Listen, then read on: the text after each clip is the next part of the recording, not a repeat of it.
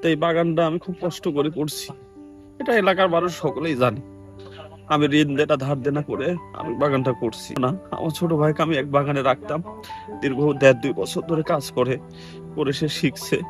সে আমাকে বললো যে আমি বাগান করতে পারবো, তুমি আমাকে লোন টোন করে কিছু টাকা দাও, আর আমি যা শ্রম তো লাগে আমি দিব। এই বলে আবার কি আমি 2-3 জায়গায় লোন করছি, করে আমি তাকে বাগানটা করে দিচ্ছি।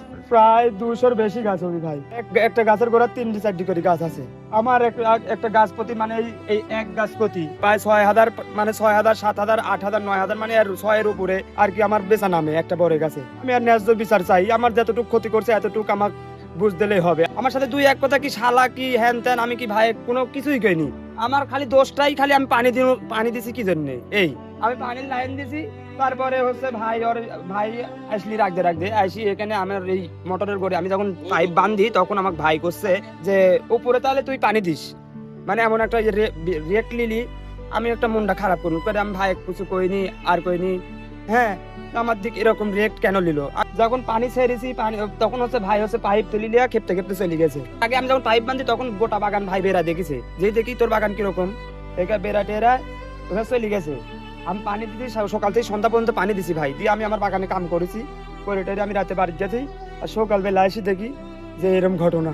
আসলে মানুষের সাথে মানুষের শত্রুতা হতে পারে, কিন্তু এভাবে একটা গাছ একটা বাগান এভাবে যত্ন সেটা সন্তানের মতো গড়ে তোলা, এভাবে কাটা মোটেও ঠিক করেনি। এটা টোটালি অন্যায়। এটা ন্যায্য বিচার চাই আমরা। এর বিচার না হলে আসলে দেখা যাচ্ছে কৃষক অনেক ক্ষতিগ্রস্ত হয়ে যাবে, অনেক ঋণ দেনা করে সে করছে। আসলে এটা টোটালি আনফেয়ার, এবং এটা কোনো সভ্য মানুষের কাজ হতে পারে না। আপনি দেখতে পাচ্ছেন এই যে টোটালি গাছগুলো কিন্তু ফলও ধরছে কিছু কিছু, এবং ফুল আসছে। গাছগুলো কিন্তু যত্নে গড়ে তুলছে।